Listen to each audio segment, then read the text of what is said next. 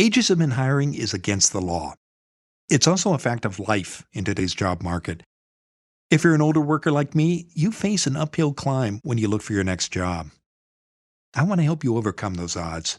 So I've put my best job interview advice for older workers into one new guide.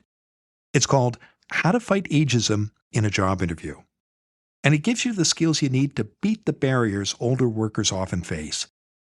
Visit maxlist.org/fightageism. You'll learn why you should embrace your age rather than run from it, how to talk about the taboo topic of age, and what you can do to diffuse age as a factor in hiring. Get your free copy of How to Fight Ageism in a Job Interview today. Visit maxlist.org/fightageism. Be prepared before you walk into the interview room. Go to maxlist.org/fightageism.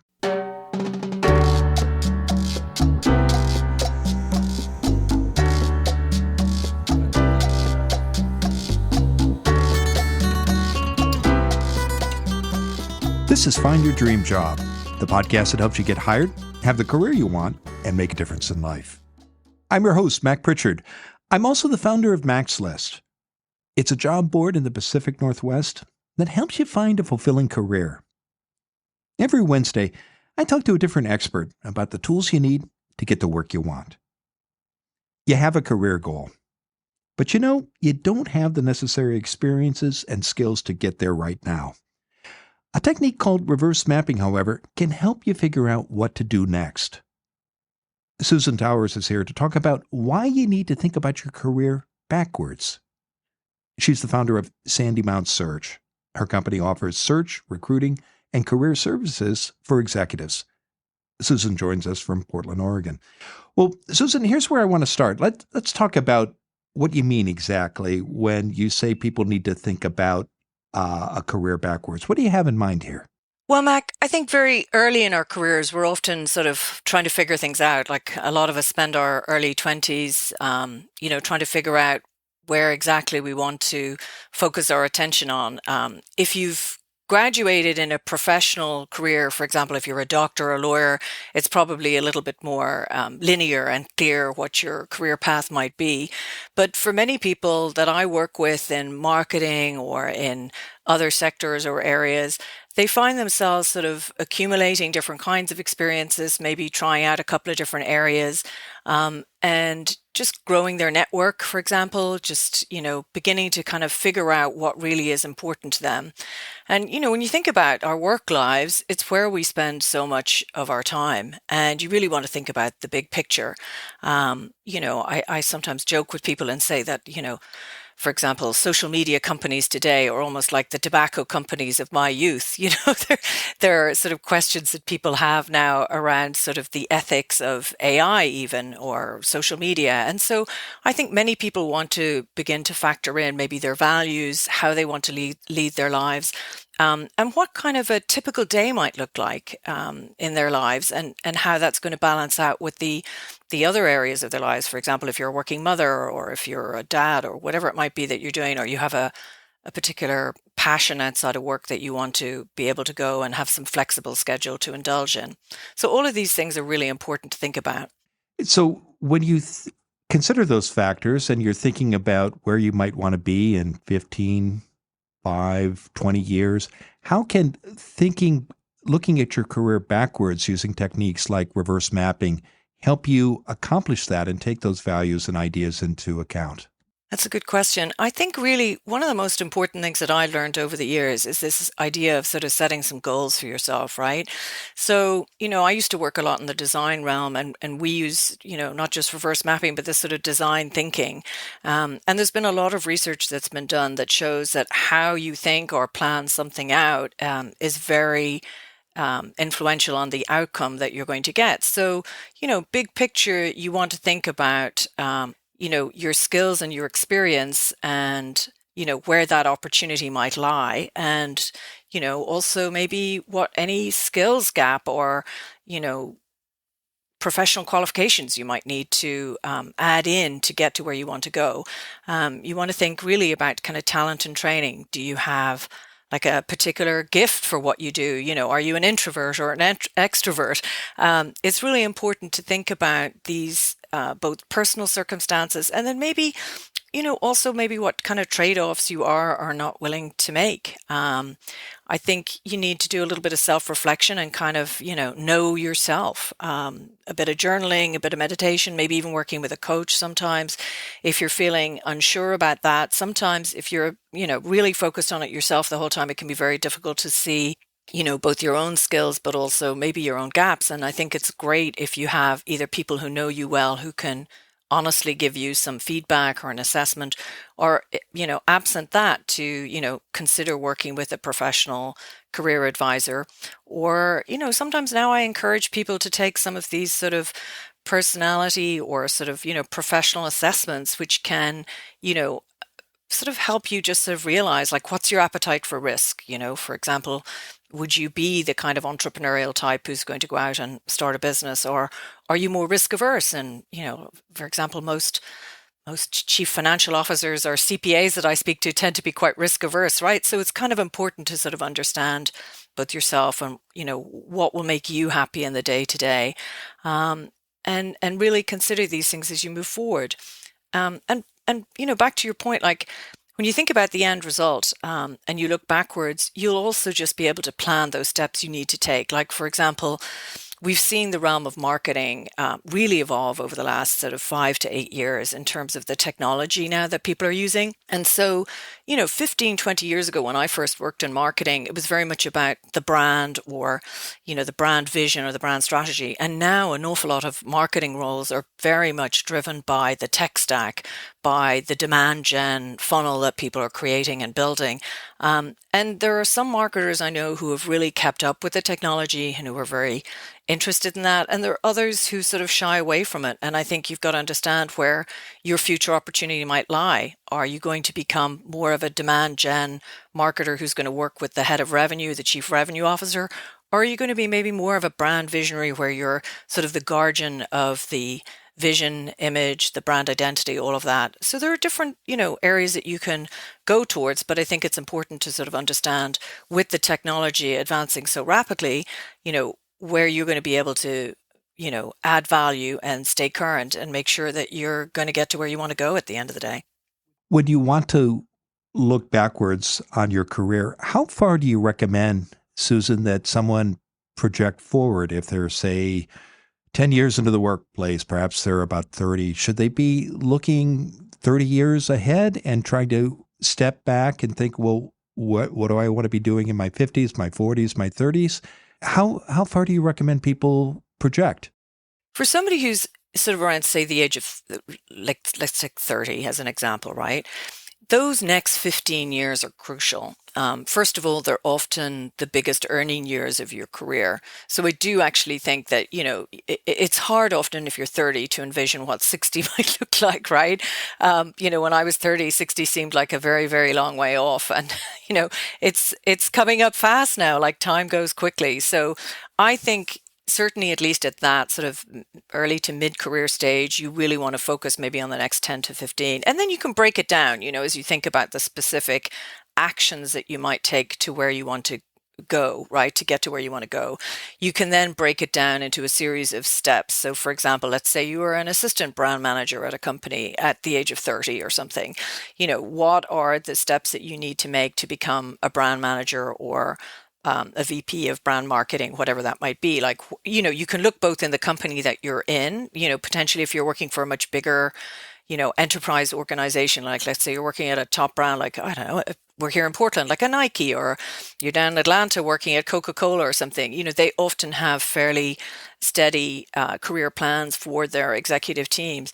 But if you're working in a smaller business, we have a lot of small to medium-sized businesses in the region that we're in, the Pacific Northwest. Maybe you want to think strategically about the professional moves that you need to make. I am a big fan of, not staying too long in the one place. I think it's great to show commitment and to stay in a job for a number of years. But I do think that once you go over, let's say, for example, a 10-year commitment to a company, then you're kind of turning into a lifer in a way. It's going to be very difficult for you to change. And I also think that we learn so much from working with other people and seeing how other companies and other teams manage their business and their progress. So I think it's important to take stock every couple of years and sort of see what kind of progress you're making. And if you need to make a strategic move within the industry, for example, or the business. Terrific. We're going to take a break, Susan. And when we come back, I know there are a set of questions that you encourage people to take as they do this career planning and look backwards on their career. I want to walk through them. So stay with us. When we return, Susan Towers will continue to share her advice on why you need to think about your career backwards.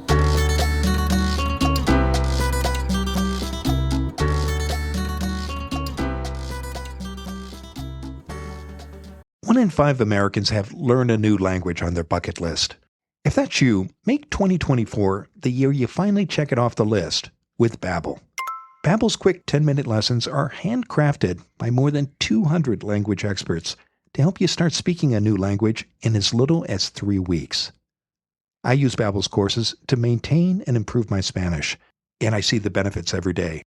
I especially enjoy the Babbel Live classes. They're available 7 days a week at any time of day and taught by more than 450 certified teachers. Here's a special limited time deal for our listeners. Right now, get up to 60% off your Babbel subscription, but only for our listeners at babbel.com/dreamjob. That's spelled BABBEL.com/dreamjob. Rules and restrictions may apply. Ryan Reynolds here for, I guess, my 100th Mint commercial. No, don't. I mean, honestly, when I started this, I thought I only have to do like 4 of these. I mean, it's unlimited premium wireless for $15 a month. How are there still people paying 2 or 3 times that much? I'm sorry, I shouldn't be victim blaming here. Give it a try at mintmobile.com/save. Whenever you're ready. $45 upfront payment equivalent to $15 per month. New customers on first 3-month plan only. Taxes and fees extra. Speed slower above 40 gigabytes. See details.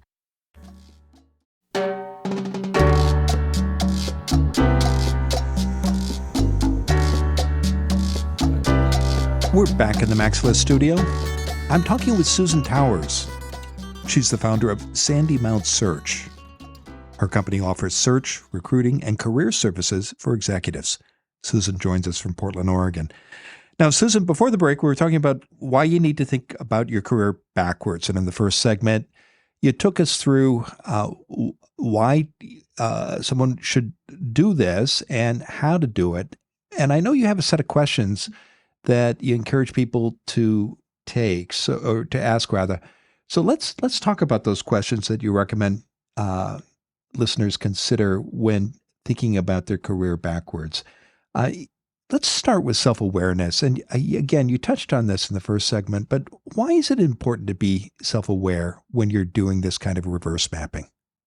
Well, I think you've got to be very realistic about what you can offer and also what the expectations are in the market these days. If you've got to do further studies or training, maybe go back to school or get further qualified for something, that might take a financial commitment or a time commitment that is, pretty onerous for some people. If, for example, they also are trying to take care of a family or commuting or whatever. I think also, you have to be aware that not everybody gets to do what we're most passionate about, maybe 9 to 5 or 8 to 4. Some people are artists. They are passionate about a particular area, but maybe due to the geographic region or whatever, the opportunities just aren't there. Maybe you have to, take a job that you enjoy, that you like your colleagues, that you can make a contribution, but you'll find that sort of artistic fulfillment in your own time or on the weekends, or you volunteer and really get some more greater personal satisfaction from doing stuff outside of the day-to-day. Some jobs are financially a means to an end, and you just, you have to work with sort of the realistic possibilities of what you can do. What's the best way to address and resolve these questions as you consider them? Because you laid out a lot of different scenarios there. What have you seen work with the people that you work with as a recruiter?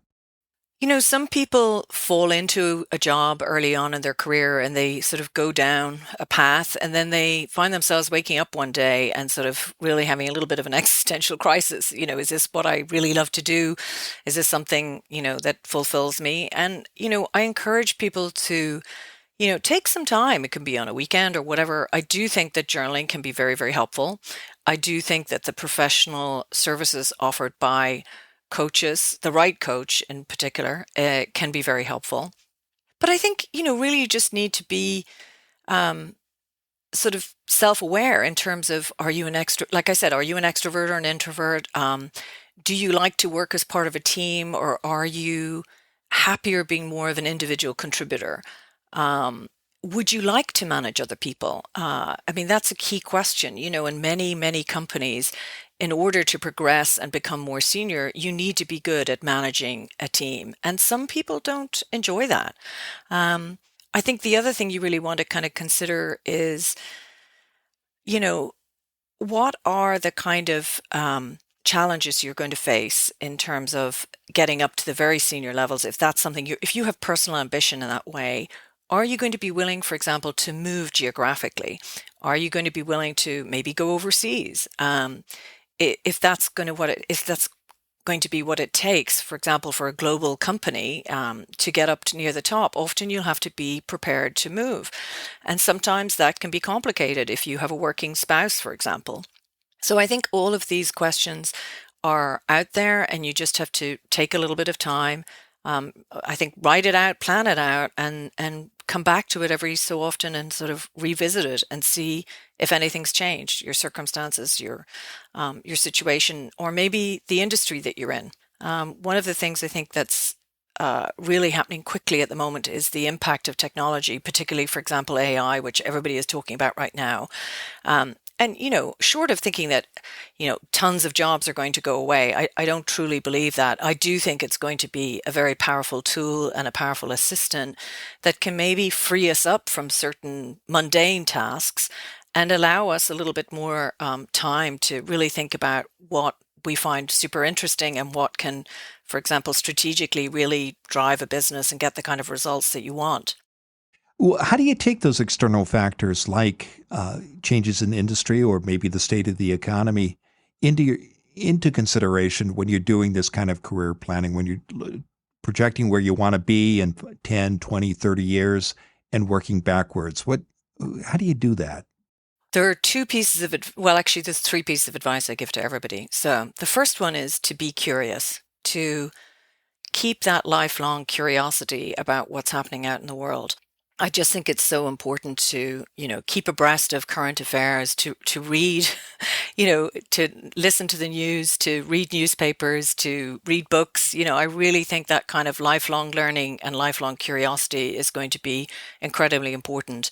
I also think that building a professional and personal network that can, help you discuss some of these questions and keep you abreast of opportunities is also really important.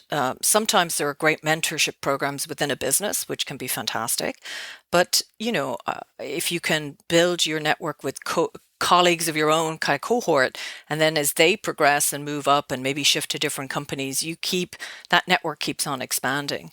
So I think it's really important to, just be aware of those three things: curiosity, the continuous learning, and that kind of community that you can build, the three C's. I think that's really important to pursue throughout your life, no matter what you do. As you do this planning throughout your career and you think about where you want to be in the future and reflect back on what it's going to take for you to get there, how often should you revisit these plans? Is this something you do on an annual basis, every couple of years? I think an annual basis is great. I mean, some people are, journaling daily and thinking about these things all the time. I'm not, I personally don't have the bandwidth or the discipline to do that, but certainly at least once a year, I think it's important. I personally like to do it sort of before the new year starts. So recently at the end of December, I think it's a great time to do it at that time of year. And then I think just sort of ask yourself this, what will you regret not having done if you don't do this? What would you, regret not having learned. And I think, if as you get older, you start thinking about maybe a little bit about your legacy and what that might look like, or what do you want to model if you have kids? What do you want to model for your children? I think these are the kinds of questions that will help you come to some good answers. Should people be surprised if over the course of time their plans change as they progress through their career? Is it really possible to project decades in advance? Of course. I mean, I never thought I would end up living in the Pacific Northwest, for example. I think you've just got to be willing to sort of roll with things a little bit. I mean, if there's anything that the pandemic taught us, it's that we never know when those curveballs are going to come out of left field. And who could have imagined the changes that would have impacted our lives over the last 5 years or so? So I think you've just got to learn to get a little bit comfortable with the discomfort, to just try and stay in the present moment, yes, but also keep your eye on what's happening further out in your life and how you're going to get there. Finally, you mentioned legacy a moment ago. How should you think about your legacy when you're doing this kind of career planning, thinking ahead to the future and where you want to be? It's a good point. I think for some people, it can be about nurturing the next generation. So by being a mentor themselves, that can be very, very important to people. I think you always want to keep in mind your professional reputation. You want to kind of build your own brand carefully. I think, you really need to be very careful these days about the pitfalls of professional reputation. I have seen a couple of very experienced and senior people in industry who've made some really horrific mistakes by posting mindlessly online on their Instagram account or on LinkedIn or whatever else. And I think you need to be very aware nowadays that everybody is just a keystroke or two from a bully pulpit, and maybe ask yourself, does this need to be said? Does it need to be said by me? Does this need to be said right now? I think you need to be really kind of aware of those things. But you've got to be authentic and true to yourself. If you see something that's problematic, speak up. You've got to be able to live with yourself, and you've got to be true to your own values. So that's definitely very important. It's been a great conversation, Susan. Now, tell us what's next for you. Well, having launched Sandymount Search last year, I'm really just focused on building my executive search practice. I'm super excited about the AI space, which I'm doing my work in. And I just love talking to candidates and to clients about the business of connecting talent to opportunity. Terrific. Well, I know listeners can learn more about you and your work by visiting the Sandymount Search website. That URL is www.sandymountsearch.com, and that you also invite listeners to connect with you on LinkedIn. And as always, when they reach out to you there, I hope they'll mention they heard you on Find Your Dream Job. Now, Susan, given all the great advice you've shared today, what's the one thing you want a listener to remember about why you need to think about your career backwards? Having a meaningful career takes up a lot of our time. So you want to spend that time doing something that really you can be passionate about and that you're curious about. So take the time to plan it out.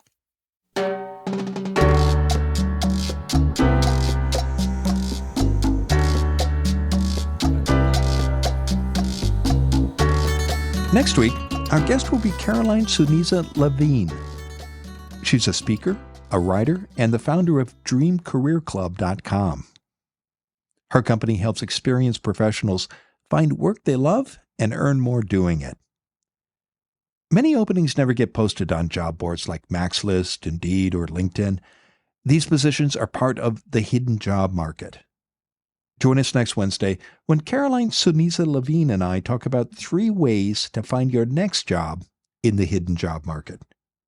Until next time, thanks for letting us help you find your dream job. This show is produced by MaxList. Susan Thornton-Hoff schedules our guests and writes our newsletter. Lisa Kislenberry Anderson manages our social media. Our sound engineer and editor is Matt Fiorillo. Dawn Mole creates our transcripts, and our music is by Freddie Trujillo. This is Mac Pritchard. See you next week.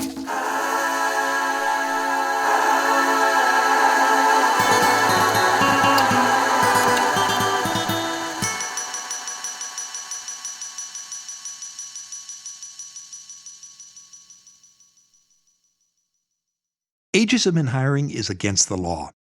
It's also a fact of life in today's job market. If you're an older worker like me, you face an uphill climb when you look for your next job. I want to help you overcome those odds. So I've put my best job interview advice for older workers into one new guide. It's called How to Fight Ageism in a Job Interview. And it gives you the skills you need to beat the barriers older workers often face. Visit maxlist.org/fightageism. You'll learn why you should embrace your age rather than run from it, how to talk about the taboo topic of age, and what you can do to diffuse age as a factor in hiring. Get your free copy of How to Fight Ageism in a Job Interview today. Visit maxlist.org/fightageism. Be prepared before you walk into the interview room. Go to maxlist.org/fightageism.